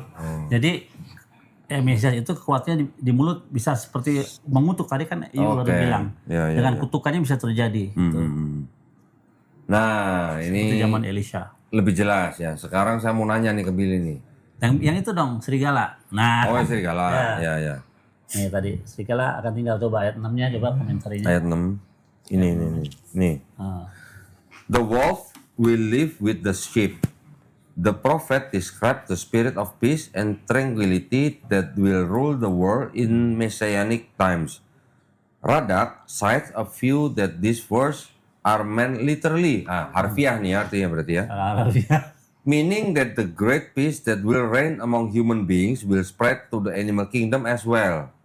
Wild beasts and domestic animals will coexist in harmony as they did at the beginning of creation. Oke, balik ke awal. Ke awal, riset. Ya, ini berarti factory reset berarti. Betul. Oke. Jadi nanti Cukup ada ya? tuh. Oke. Jadi anak ular tuh. Oh, yang anak ular. Yang Yang mana yang ular makan debu? Iya, yang kejadian berapa tuh? Kejadian 3:15. Nah, itu kan nanti tidak akan bermusuhan lagi. Oh gitu? Iya. Damai gitu? Kan sama anaknya manusia. Jadi kan kalau di dalam kejadian itu kan keturunan perempuan itu Akan menghancurkan kepala ular. Iya memang begitu. Ular akan menghancurkan tumit. Coba lihat kalau kita ketemu ular. Wah, Yang di ketok kepalanya, iya. Cepet-cepet mati. Ular kalau lagi kita jalan dihajar kaki kita. Kaki kita. Simpel Iya. aja gitu. Iya. Nggak ada hubungannya dengan Yesus. Oke, ya. Gitu. Ini berarti sama sekali nggak ada hubungan dengan Yesus ya? Nggak ada. Ya, jelas ya. Nggak ada. Terus, 11. nah sekarang gini. Si Mesias yang dijanjikan ini, Bill, namanya siapa? Nah, ini yang penting. Ini penting nih. Gini. Jadi waktu Yesus bukan maksud gua. nah ini yang penting ini. Ketawa aja lu. Iya udah ketawa. Kenapa kamu kalau dengar Yesus, dengar salib ketawa, Her? Kenapa, Her? Ya, gak apa-apa gitu. Hah? Gak apa-apa. Oh, gak mau. Jadi letak kemiripan berarti nggak sama ya. Yudaism dan Kristen adalah di titik Mesias. Nah, kemiripan. Ya, kemiripan, mirip tapi nggak sama ya. Ya nggak sama lah. Iya, mirip. Kamu mirip. Oh, mirip itu konsep Mesiasnya. Iya, Tapi mirip. siapa Mesiasnya itu yang beda jauh. Mirip, kenapa? Karena Mesias itu kan membawa kebebasan bagi Kedamaian. ya bagi bangsanya kalau Ya. dalam Judaism. Nah, identitas sang Mesias itu tidak di dalam kitab tanah, kitab para nabi-nabi Israel tidak ditulis namanya Yesus, Yeshua, nggak ada. Tapi siapa namanya? Kita buka sekarang di dalam Hosea. bukan ini dulu apa namanya? Yeremia. Yeremia 30 ayat 9. Yeremia 39. Lu baca Ibrani dulu dah.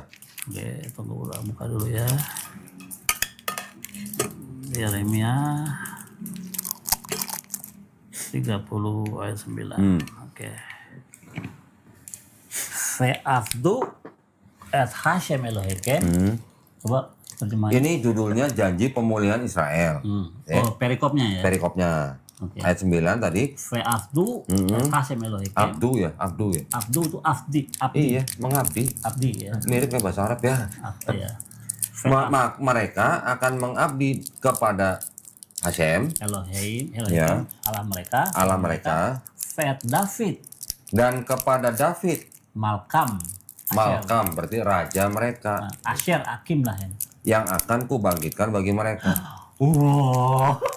Berarti Mesias yang dijanjikan itu namanya Daud. Daud namanya. Ini yang ngomong ya, bukan saya ya. Daud. Benar ya, Daud ya. Daud. Kita lihat lagi yang lain. Nah, terus ada lagi? Daud. Oke, di dalam Hosea. Bukan Yesus ya berarti ya namanya. Bukan, makanya nggak bisa kita menemukan Yesus di dalam. Kamu selalu gitu deh.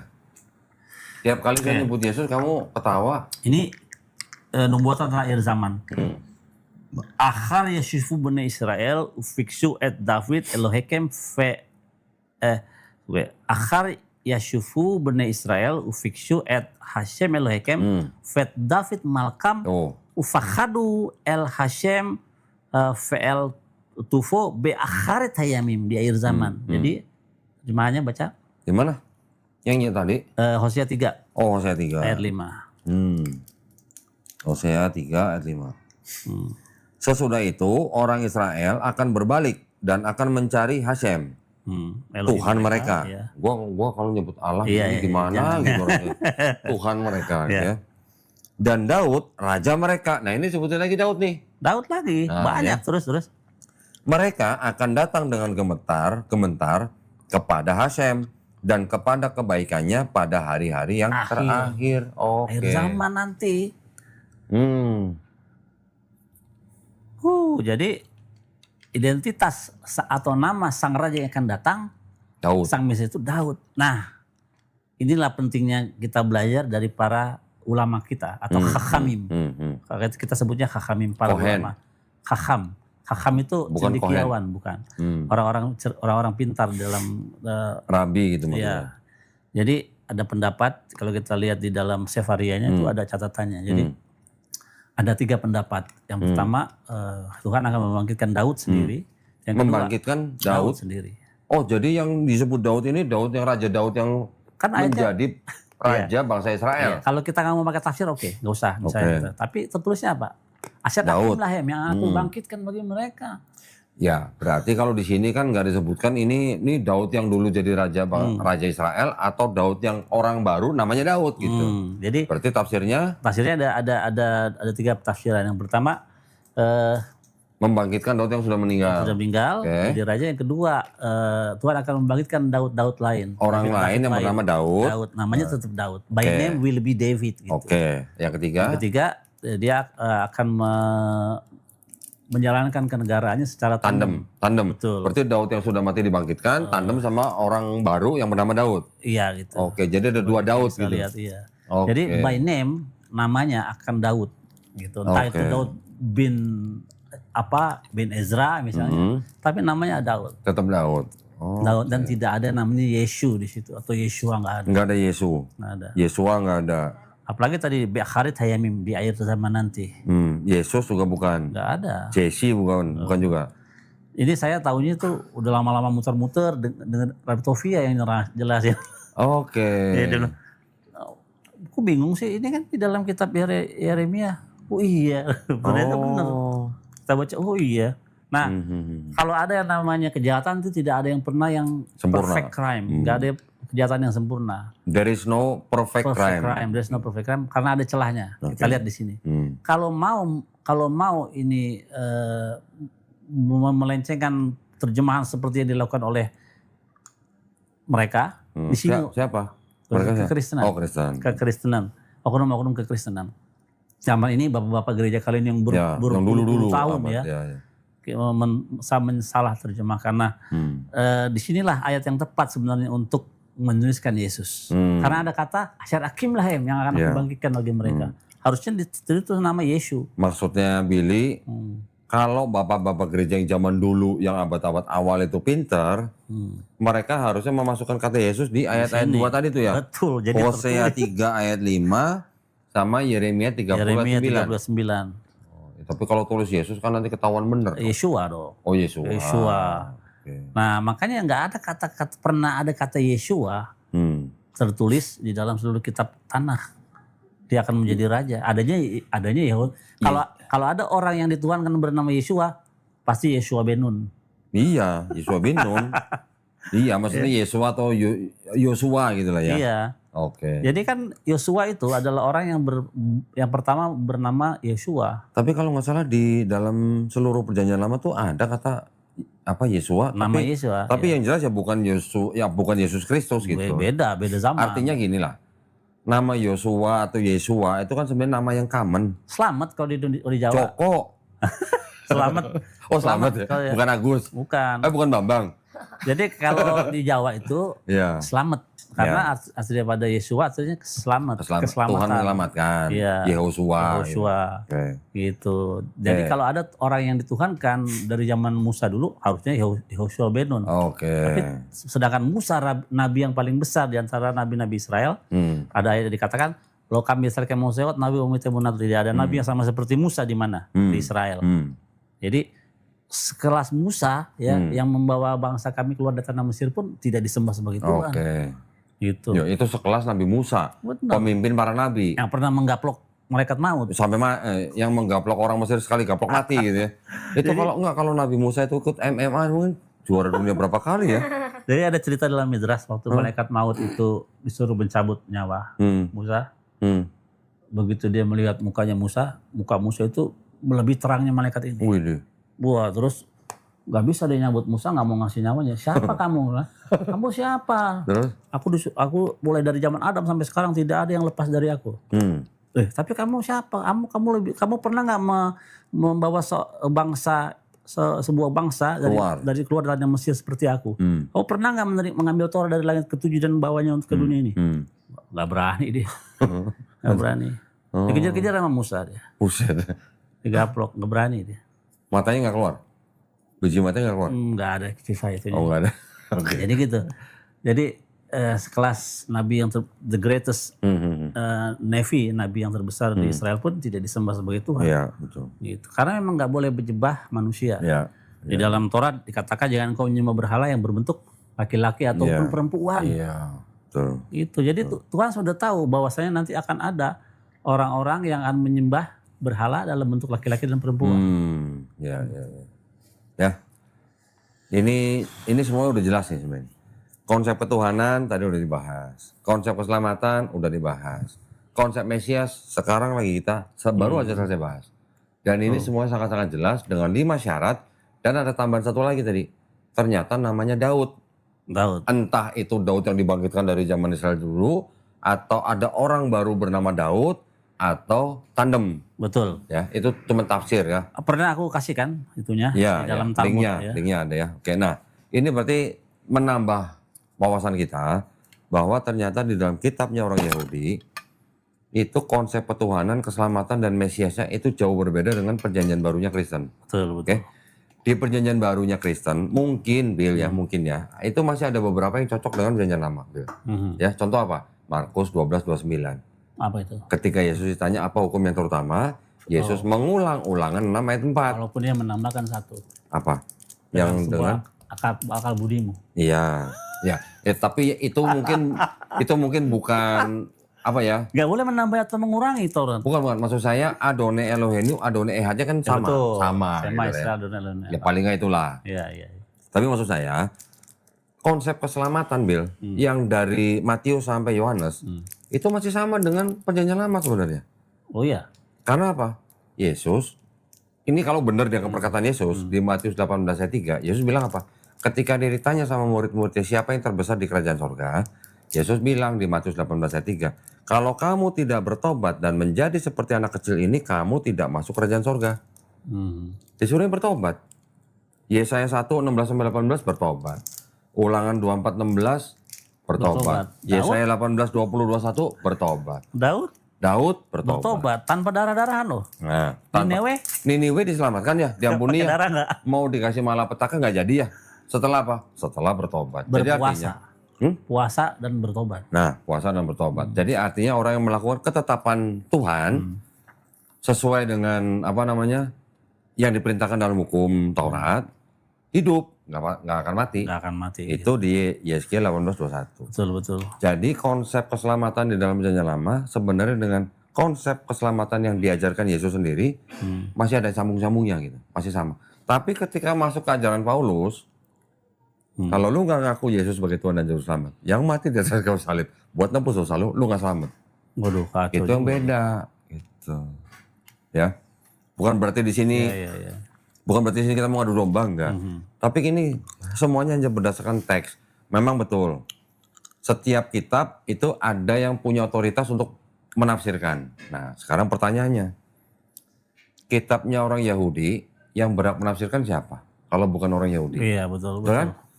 Kitabnya orang Kristen, oke, orang Kristen yang berhak menafsirkan. Benar. Quran yang berhak menafsirkan siapa? Ya ulama Islam. Iya, betul. Yang terjadi masalahnya adalah Kristen membaca kitabnya orang Yahudi tapi menafsirkan dengan kacamata Kristen. Betul. Betul. Itu yang menjadi racun. Nah itu. Iya. Nanti ada yang ngomong gini. Kalau memang Kristen nyolong kitabnya orang Yahudi, kenapa nggak ada orang Yahudi yang marah? Zaman dulu gitu maksudnya. Gimana mau marah? Yahudinya berapa? Kristennya udah dikuasain apa dilindungi oleh kekaisaran Romawi. Iya, betul. Sampai-sampai Yahudi yang zaman abad pertama Masehi itu setelah Bait Suci kedua dihancurkan tahun 70 Masehi, orang-orang Yahudi yang masih mengikuti kitab mereka sampai lari pindah ke kota Yafne. Gitu. Ya itu adalah bagian dari sejarah. Tetapi ya sekarang kita sudah bukannya istilahnya zaman mau mau menjelek-jelekan atau bagaimana. Tapi ini adalah fakta. Apa yang terjadi dengan kitab-kitab dan yang menjadi alasan utama kita untuk membahas masalah seperti ini, Bill, ya, adalah karena di dalam agama mereka, Kristen, mempunyai misi. Misinya apa? Karena itu pergilah, jadikanlah semua bangsa muridku. Oh, bukan umatku. Semua bangsa muridku. Bukan umatku. Bukan. Oh, berarti jadikanlah segala bangsa muridku. Berarti Baptislah. ajaran Yesus mesti ditegakkan, ajaran Yesus. Ya kan? Kan dia nggak bilang jadikanlah seluruh bangsa umatku kan? Tapi kan ada baptislah mereka dalam nama Bapa dan Putra dan Roh Kudus. Oh gitu. Nah itu kan adalah sisipan gereja Romawi di abad kedua. Nah, jadi karena ada ayat itu yang oleh Kristen dianggap sebagai amanat agung, maka mereka selalu berusaha membawa orang di luar Kristen masuk agama mereka. Termasuk misionaris-misionaris yang menginjili orang-orang Yahudi di tanah Israel, Palestina. Iya benar. Bener nggak? Benar. Buktinya Rabbi Tovia Singer kan memerangi itu di sana sekarang. Itu. Nah itu. Dan juga ada beberapa orang ya yang misioneri dari Korea tuh yang Yang diludahin ya? Nekat iya. Yang diludahin. Terus ada juga yang ya diludahin karena pertama itu pas hari Sabat. Terus pas hari raya itu. Kalau yang diludahin itu pas hari raya Sukot. Dari mana kita tahu? Karena dia bawa lulaf. Oke. Lulaf tuh yang tumbuh-tumbuhan. Iya. Nah, udah tahu orang lagi pas hari raya ya. Misalnya tunggu dulu dong, jangan keluar dulu. Oke. Ada orang Yahudi. Ini keluar bawa salib ya? Iya, seakan-akan mau martir, mau mati syahid gitu. Iya. Ya konyol lah. Sama aja lu bubaran masjid lu, coba lu bubaran masjid, lu bawa salib, habis lu. Iya. Kayak begitu. Itu video banyak beredar lah ya. Iya. Jadi kita semua juga tahu ternyata ya begitulah. Gimana ya? Kadang-kadang Sampai suka cari, diludahin gitu. iya, kadang-kadang suka cari cari gara-gara gitu, supaya ingin sahid, tapi kan nggak seperti itu sahid. Mati di dalam Kristus nggak. Lah yang misionaris di pinggir jalan yang teriak-teriak di halte gimana sih? Iya benar. Sampai digablok pakai tas punggung gitu nah. Ya itu harus sebenarnya udah nggak boleh kan di Israel kayak gitu. Nggak boleh. Itu nggak ada aturannya tuh di Israel kalau begitu tuh ditangkap penjara gitu. Ditangkap kan udah nggak boleh sebenarnya. Nggak boleh ya. Tapi memang kan orang-orang Korea itu sangat militan Kristen. Emang. Biasanya. Korea kan memang Kristen kan tumbuh. Kenceng, ya. Ya kan di sana ya. Walaupun di sana banyak aliran sesat juga. Iya. Tapi mereka memang sangat-sangat getol mengajak orang di luar Kristen masuk agama mereka. Nah, yang kedua, di sekolah tinggi teologinya Kristen, ya, itu ada pelajaran Islamologi. Oh ya? Loh, nggak tahu ya. Buat apa itu? Untuk mempelajari Islam, tapi tujuannya untuk mengajak orang Islam masuk agama Kristen. Tapi ada ustadz yang ngajar. Nah, masalah yang ngajar ustadz atau enggak, dulu mungkin ada ustadz yang ngajar. Tapi belakangan juga orang-orang mereka sendiri. Bahkan belakangan, kalau nggak salah pernah dengar STT Nias? Oh iya pernah. Nah, isinya apa? Isinya apa? Allah sama dengan ular. Waduh. Coba. Ini sekarang masih diproses nih. Di Polres. Nah, kalau Islamologinya begitu, apakah itu gimana coba? Iya. Dan rata-rata, mungkin nggak semua saya nggak tahu, rata-rata di hampir di semua STT, mahasiswa STT kalau mau lulus itu harus bisa memurtadkan sekian orang. Waduh, bisa nggak lulus? Kan susah. Ada yang 3 orang, ada yang 5 orang, bahkan ada yang 20 orang. Nah, sebagai syarat kelulusan, mungkin mereka masih bisa lulus, tapi kalau nggak bisa memurtadkan orang itu susah lulusnya gitu. Itu harus maksudnya di Indonesia itu sebenarnya harus dihentikan praktek-praktek begitu karena Nah, orang disuruh menyembah manusia loh itu. nah iya.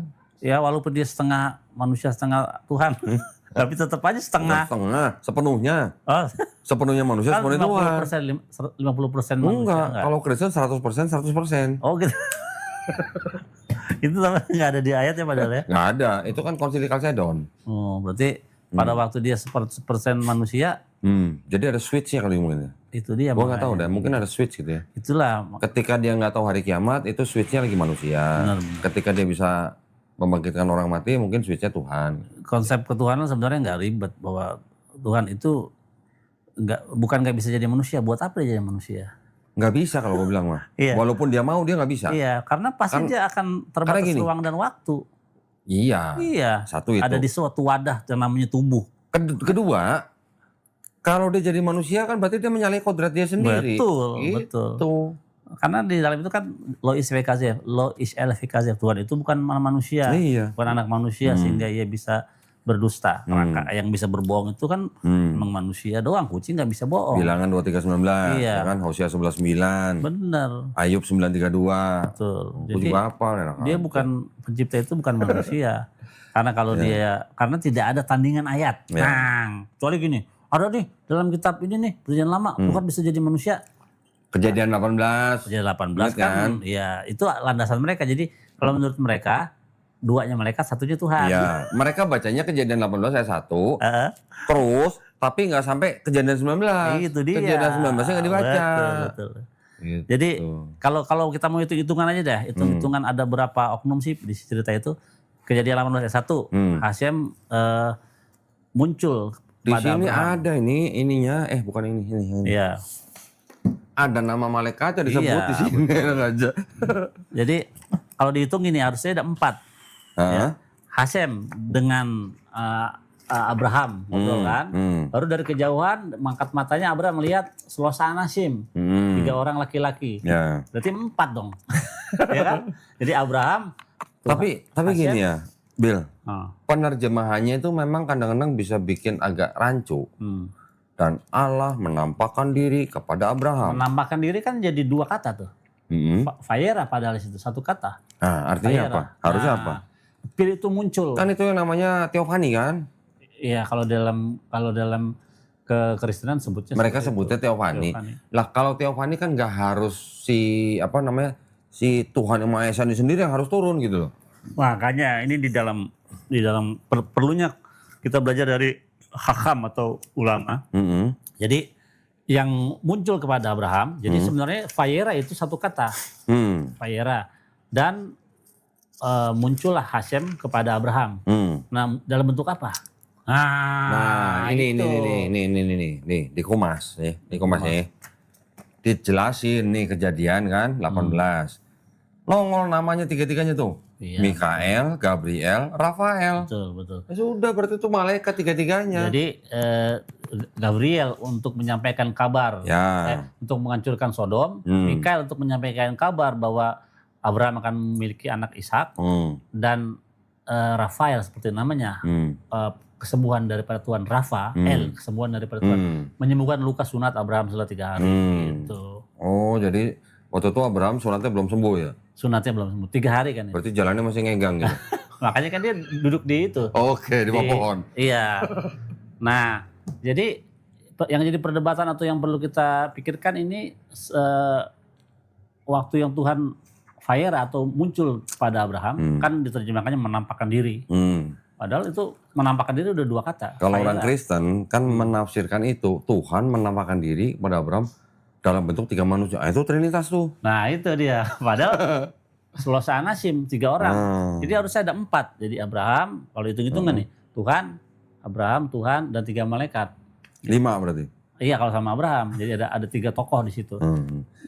Tapi kan bukan begitu ya sebenarnya kan. Jadi sebenarnya yang disebut dikatakan menampakkan diri atau muncul kepada Abraham itu Tuhan dalam bentuk apa? Kan tidak ditulis dalam bentuk manusia, enggak ada. Nah, para ulama berusaha menjelaskannya bahwa itu yang muncul kepada Abraham itu adalah Shekinah, divine presence atau hadirat ilahi. Dalam bentuk apa? Cahaya yang terang. Lu tadi nyebut divine presence nih. Lu bilang kan kehadiran ilahi. Iya. Kalau di Genesis 1:2 itu kan diterjemahkan menjadi roh Allah, Spirit of God. Oke. Kalau yang di tanah divine presence. Nah, sekarang itu kan memang dari kata ruah. Iya. Memang ruah bisa ruah bisa angin, ruah bisa kekuasaan, ruah bisa kehadiran gitu kan. Bisa pewahyuan. Nah, tolong jelasin, yang benar divine presence atau Spirit of God? Ya, Shekinah atau divine presence dalam terjemahan yang kita lihat di Art Scroll ya. Itu juga dalam bentuk angin. Kenapa? Dengan angin ini ngapain sih Tuhan? Ya, dan angin Tuhan menyapu permukaan air untuk apa? Ya, angin ini bertiup karena dunia ini penuh dengan ditutupi oleh air kan. Bagaimana untuk memunculkan daratan? Dia memakai angin untuk meniup air itu sehingga kering, sehingga timbul daratan. Sampai yang seperti dilakukan waktu zaman membelah Yansuf, Laut Merah. Tuhan juga memakai angin untuk membelah laut itu. Iya. Jadi jangan tidur di toilet ya. Jadi divine presence atau hadirat ilahi atau Shekinah, istilah bahasa Ibrani-nya. Itu dalam bentuk apa ya, itu cahaya yang bersuara. Jadi persis dengan dalam kitab Keluaran, di tengah-tengah api engkau mendengar suara tapi rupa nggak ada. Oke. Nah kan gini, terjemahan bahasa Indonesianya kan pada mulanya Allah menciptakan langit dan bumi. Bumi belum berbentuk dan kosong, gelap gulita menutupi samudera raya, dan roh Allah melayang-layang di atas permukaan air. Terus kemudian berfirmanlah Allah. Jadi ini ada Allah, ada roh Allah, ada firman Allah. Nah inilah Trinitas. Nah itulah, itu karena kurang literasi Ibrani. Karena kata ruah bisa jadi semangat. Kita lihat waktu Yakub melihat Yusuf sekian lama, maka ruah Yakub, ya semangat Yakub itu timbul lagi. Jadi ruah itu bisa berarti macam-macam tergantung teks dan konteks. Gitu. Ada lagi orang Kristen mengatakan bahwa di Kejadian 1 ayat 26 itu ada Trinitas. Karena terjemahannya begini, baiklah kita menjadikan manusia gitu. Nah, Adam besamenu kitmotenu. Nah, ini dia. Kalau untuk fisik, ya fisik yang bentuk-bentuk fisik itu memakai kata toar, bukan selem atau temunah. Nah, untuk mengerti kata selem dan demut di dalam kitab Kejadian ini yang diartikan sebagai dalam rupa rupa dan gambar. Dan gambar Hashem itu maksudnya ialah menurut kitab More Nefukim di Kupas tuh jelas sekali bahwa yang dimaksud itu adalah esensi karakteristik Tuhan yang dimiliki oleh kita juga. Kita bisa Tuhan mencipta dari sesuatu yang tidak ada menjadi ada. Kita pun mencipta tapi dari yang ada. Jadi lebih kepada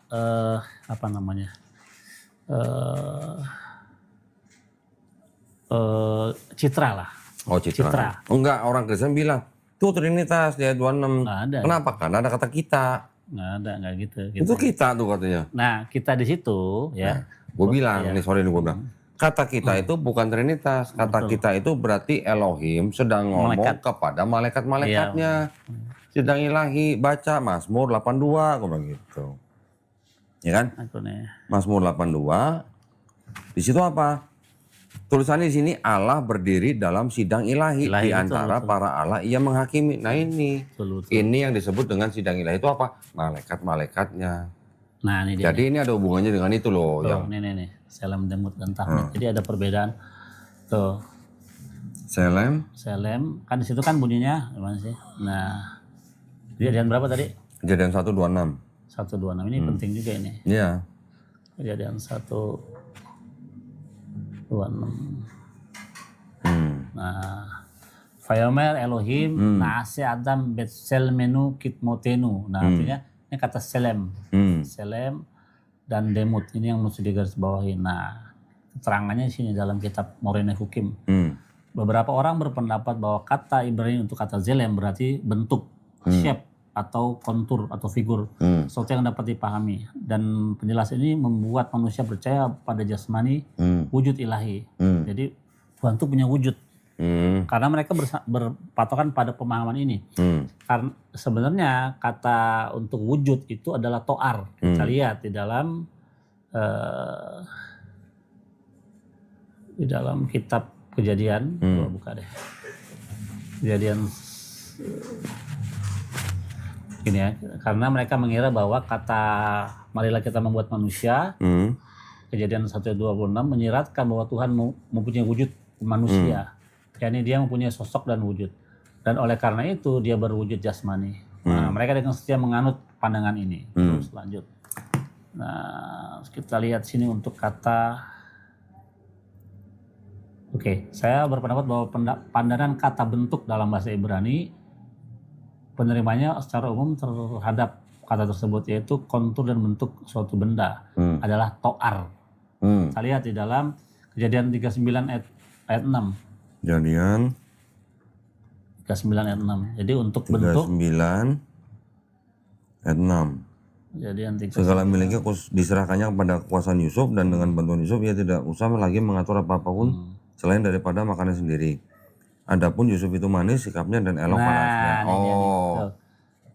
Yosef vive to'ar. Nah, ada kata to'ar. To'ar itu fisiknya, bentuknya, ganteng kan, cantik gitu si Yusuf. Nah, itu kata to'ar. Nah, ada lagi banyak ya. Selain Nah, ini mungkin kejauhan lah. Ini cuma kata kita doang, diklaim itu Trinitas.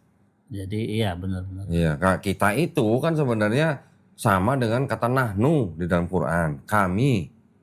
Ketika ada kata kami, itu artinya plural majestic gitu. Betul. Apakah kalau Ratu Inggris bilang we will improve gitu misalnya. Iya, kaminya apa ratunya banyak nah gitu lah. Betul. Plural majestic gitu. Belum. Sebenarnya ini kalau mau digali lagi itu kata demut, selem demut itu juga penting ya. Karena bisa kan sekarang udah direvisi. Ya. Jadi citra. Jadi mereka udah mulai sadar bahwa Tuhan itu tidak berbentuk fisik. Gitu. Jadi citra. Ya itulah ya, itu kan beberapa dari banyak klaim gitu ya. Yang sini klaim begini, yang sini klaim begini. Akhirnya kita jadi seperti orang saling meluruskan. Betul. Ya. Ketika saling meluruskan, yang paling penting adalah perspektif mana yang mau dipakai. Nah, antara Islam, Yahudi, Kristen, oke, kita punya wewenang masing-masing. Tapi kalau kitabnya Yahudi dipakai sama Kristen tapi ditafsirkan oleh Kristen, itu kan berarti sudah apa namanya? Memperkosa perspektif kalau gitu. Atau memperkosa konteks ya berarti ya. Benar. Ya kan? Jadi, karena ini di kitab Yahudi ada 300 nubuat nih buat Yesus katanya. 300. Tertulis nggak namanya? Enggak ada. Ya namanya nubuat gitu. Itu. Tapi ada nubuat tertulis kan tadi baru sering kita buka. Yang tadi Daud. Iya, Daud tertulis loh namanya Sang Mesias. Jadi kalau itu udah nggak bisa ngindar lagi. Udah nggak bisa ngindar, sekak seter gitu. Iya, sekak seter. Tapi masih bisa. Tapi itu keturunan. Tapi kan dia keturunan Yehuda. Oke, dari mana? Lah terus Yesus namanya Daud bukan gitu. Enggak, Yesus kan bukan keturunan Daud. Dari mana keturunan? Dari mana? Orang anak adopsi? Gitu. Jadi sulit gitu. Sip, thank you nih ya Billy ya. Ini benar-benar mencerahkan karena kita dengar langsung dari orang yang pelaku Yudaisme yang bisa dianggap atau dikatakan sebagai pemilik kitab tanah gitu ya. Ya mau bagaimanapun tetap mereka yang punya otoritas untuk menafsirkan. Nah, satu lagi sebelum kita tutup nih Bill. Satu lagi sebelum kita tutup karena poinnya nanti akan saya sampaikan di akhir. Kalau buat orang Yahudi, Ulangan 18:18 itu buat siapa? Oh, cakep itu. Cakep. Buat orang Yahudi loh ya. Gua nanya buat orang Yahudi. Siapa? Itu akan ada seorang nabi yang sama sepertimu dari tengah-tengah bangsamu. Ya akan kubangkitkan. Dia adalah Yehoshua bin Nun. Yosua bin Nun, dengar sendiri ya. Yosua bin Nun. Yosua Ya. Iya, Yosua bin Nun penerus Nabi Musa kan. Betul. Ini menurut Yahudi karena mereka yang punya kitab, mereka yang punya otoritas untuk menafsirkan. Benar. Betul kan? Kalau kata orang Kristen buat siapa? Buat Yesus. Oh iya. Semua buat Yesus lah pokoknya. Karena di Perjanjian Baru juga ada. Malah ke situ dia menyebut Yesus juga. Karena di Perjanjian Baru ada tulisan bahwa dianggapnya Petrus yang ngomong bahwa Musa telah menulis tentang aku. Ada nggak namanya tertulis? Tentang akunya. Namanya Yesus. Tentang Yesus, yang nggak ditulis Yesus. Ya maksudnya gini, kalangan Kristen klaim bahwa Ulangan 18:18 itu buat Yesus.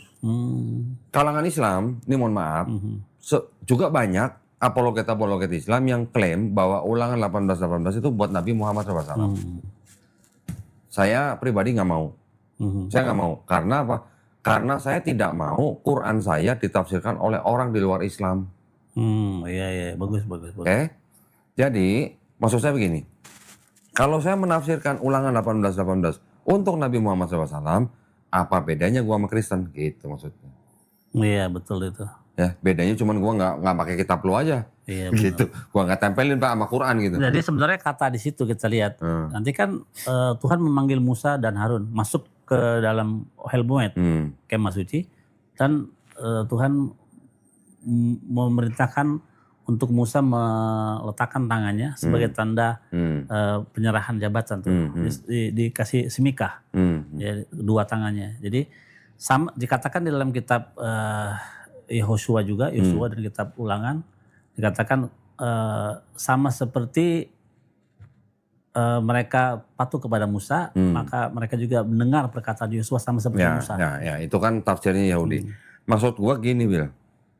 Karena di Quran gua ada ayat yang berbunyi begini. Di Quran surat Al-A'raf ayat 157, mereka beriman kepada Nabi yang ummi, Nabi Muhammad SAW. Ya, yang namanya tertulis dalam kitab Taurat dan Injil. Oke? Sekarang ada nggak di tanahnya Yahudi, ya, dan di kitabnya orang Kristen tertulis nama Nabi Muhammad?